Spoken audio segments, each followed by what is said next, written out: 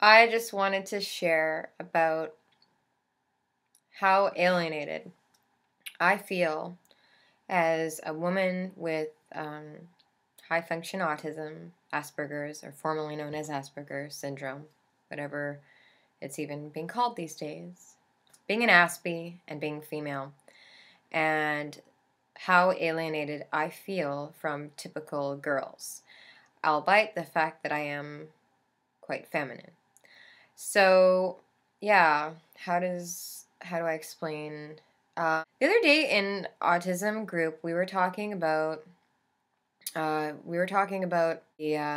Sacha Baron Cohen theory on extreme male brainedness, and I can't help but somewhat agree with that.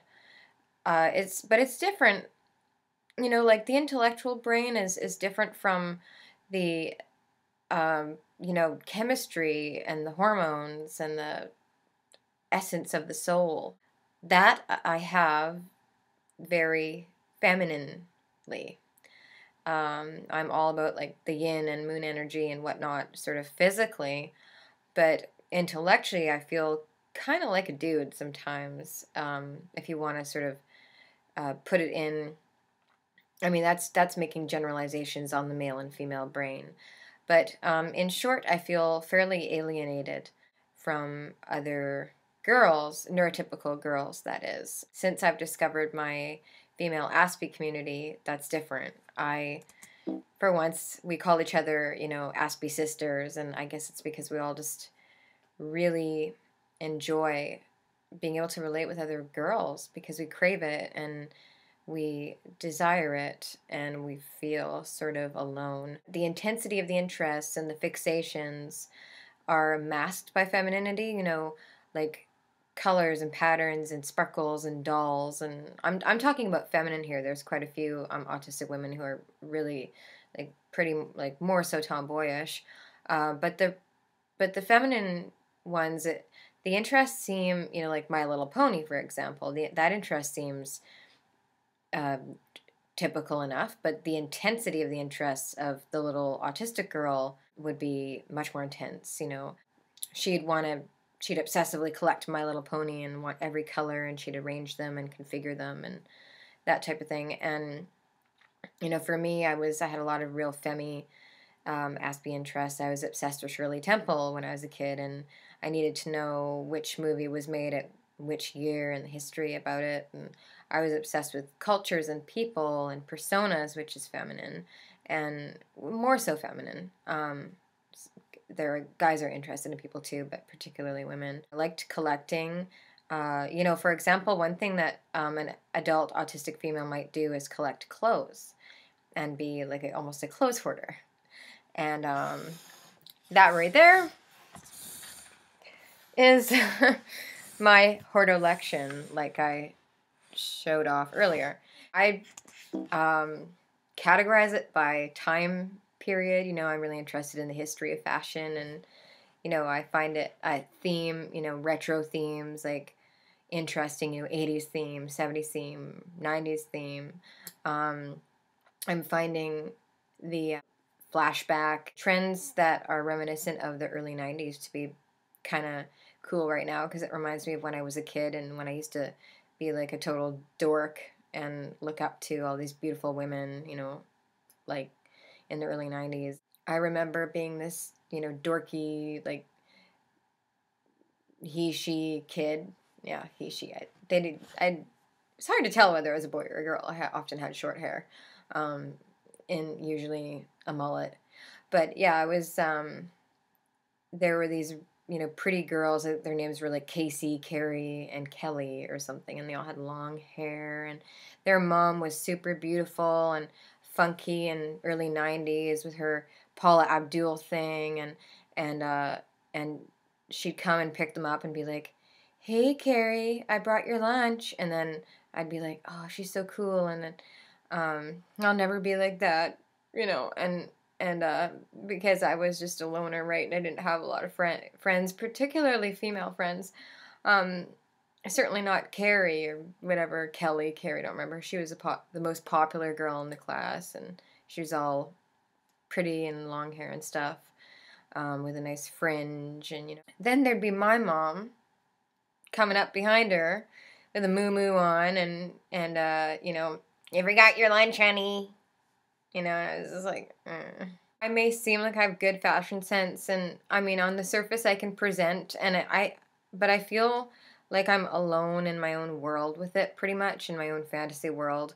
Um, I even though I'd like to shop and hang out with other girls, I tend to feel flustered and anxious. I mean, uh, not so much if I'm hanging out with a girlfriend that I really relate with, like one on one, and we're kind of thrift store clothes hunting together or whatnot. But I do prefer to shop alone because I kind of get fixated on what I'm looking for and everything. So I'm kind of a loner that way.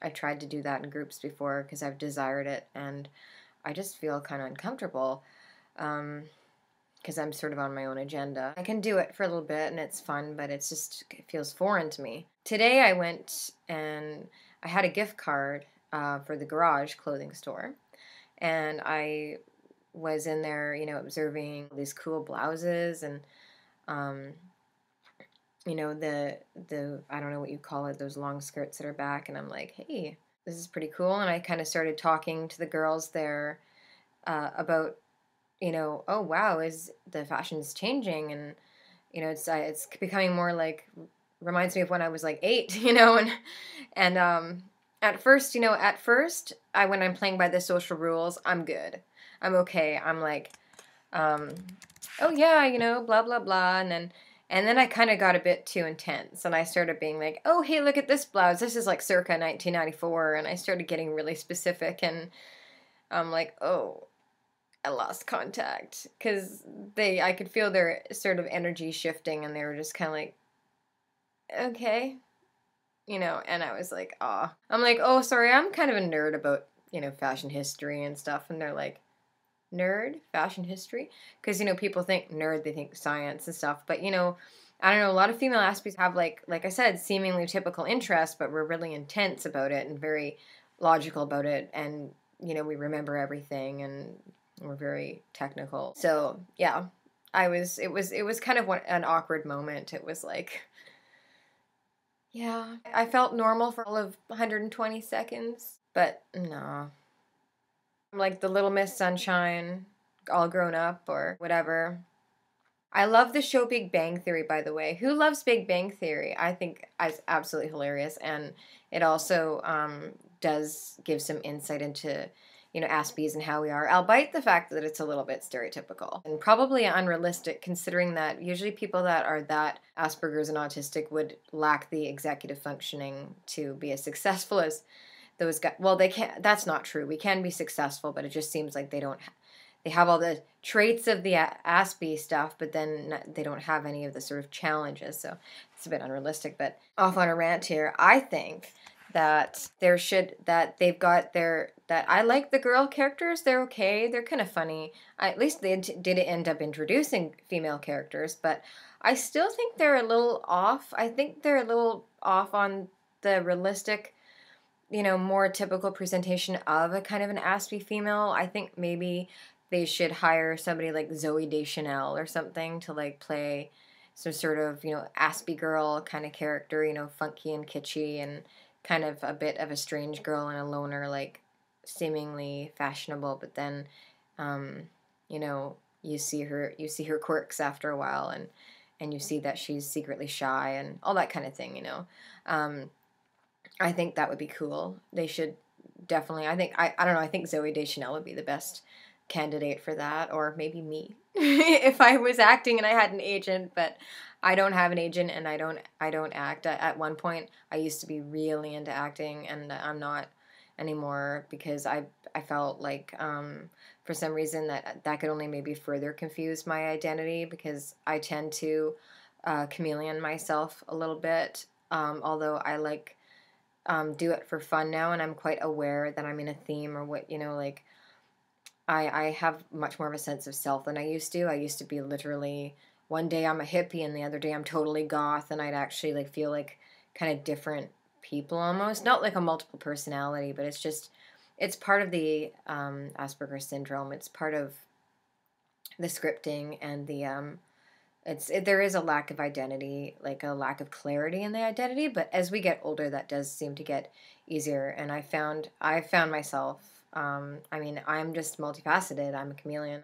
I have likes and dislikes, you know. I always get so excited when I would be able to discern my likes and dislikes, and now I know why, because it helps me to, define, and find who I am, and I'm getting, I'm getting closer to that. I think a little bit of chameleonism is fine as long as you don't get too lost, and yeah, you retain a general sense of self. So yeah, I'm not a typical girl. I might look like a typical girl. Well, not necessarily. Maybe I stand out a bit. Like, I'm kind of a sensory seeker when it comes to clothes and dressing up. I love sparkles and colors and adornments, and it's just that's part of my sensory seeking, because we have sensory avoidance where we avoid, things that make us feel uncomfortable, and then we have sensory seeking where we seek out kind of intensely the sensory stuff that makes us feel good and stimulates our senses. So I'm sensory seeking with my what I express myself with, clothing wise and pictures and all that. That's just part of my sensory seeking stuff. I've known autistic people that avoid too many pictures and colors and stuff, and it just depends. Everybody has a different sensory profile. So this is just a little ramble, a little rosy ramble, I guess. Not a typical girl at all. I embarrassed myself today in the fashion clothing store because it's that easy for me. I'm letting myself out a lot more. I don't hold back anymore because it physically hurts. It just causes me internal stress to hold back. So I don't. And, I had to, at first I just felt embarrassed, and I kept sort of obsessing over that they thought I was weird. But you know what? At the end of the day, I know that they thought I was weird, and I can't take it personally. You know, this is an invisible difference. It's I don't really feel like I used to, explain myself. I have to explain myself right at this time and whatever. I'm just another person in a situation, because there is such a lack of awareness about Asperger's, and maybe one day that'll change. And when somebody's acting quirky, society, another person will instantly know that maybe they're an Aspie. But right now, that's not how it is, because there's a particular stereotype to AS, and not everyone fits it. Although I believe that basically anyone who is socially quirky in a way that kind of sticks out is probably an Aspie. Because we all have different personalities. So I think the core trait is that social difference that is enough to seem, if you want to label it, awkward. It's not really awkward, it's different. It's just awkward compared to the typical person. So, yeah, that's my spiel, my ramble. Sorry for the ramble. I'm not a typical girl, and I never will be. And I'm cool with that now. It's all good. I'm me. Yay!